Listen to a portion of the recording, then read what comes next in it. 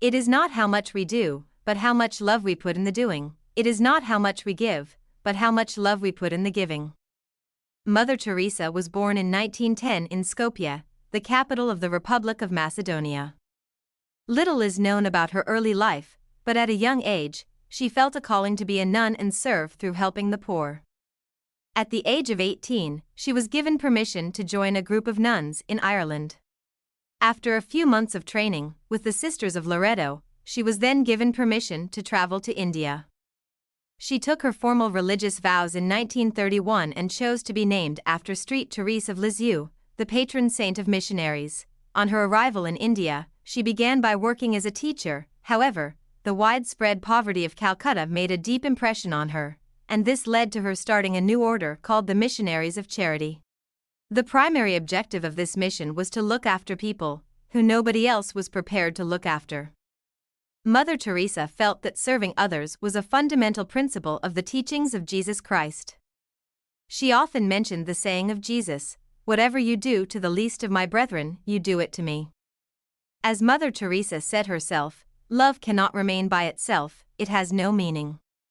Love has to be put into action, and that action is service. Mother Teresa experienced two particularly traumatic periods in Calcutta. The first was the Bengal famine of 1943, and the second was the Hindu/Muslim violence in 1946, before the partition of India. In 1948, she left the convent to live full-time among the poorest of Calcutta. She chose to wear a white Indian sari, with a blue border, out of respect for the traditional Indian dress. For many years, Mother Teresa and a small band of fellow nuns survived on minimal income and food, often having to beg for funds. But, slowly her efforts with the poorest were noted and appreciated by the local community and Indian politicians. In 1952, she opened her first home for the dying, which allowed people to die with dignity. Mother Teresa often spent time with those who were dying. Some have criticized the lack of proper medical attention and their refusal to give painkillers. Others say that it afforded many neglected people the opportunity to die knowing that someone cared. Her work spread around the world. By 2013, there were 700 missions operating in over 130 countries.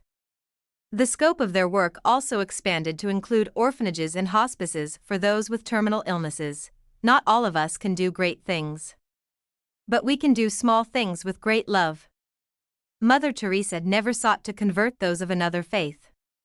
Those in her hospices were given the religious rites appropriate to their faith.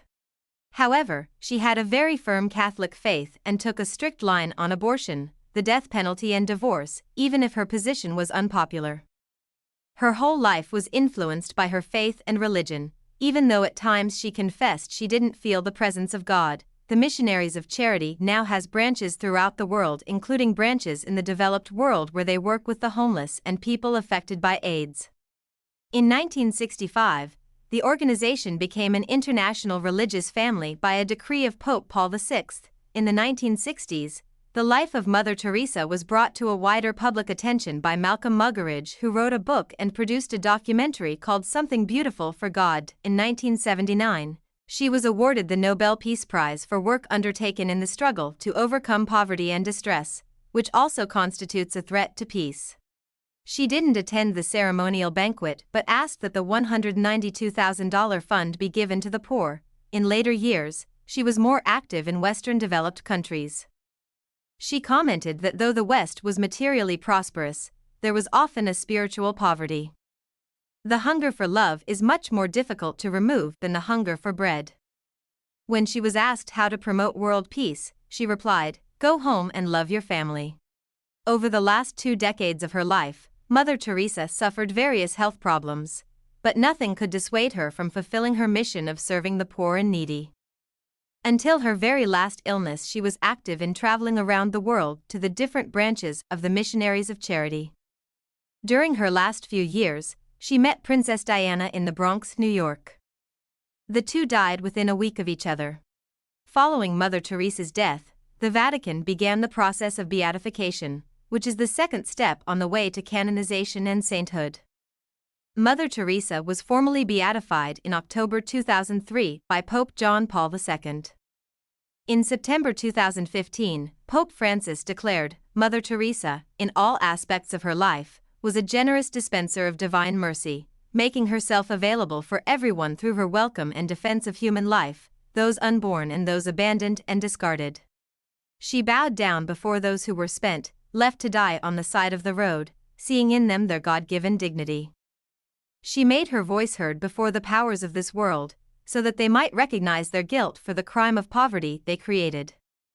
Mother Teresa was a living saint who offered a great example and inspiration to the world.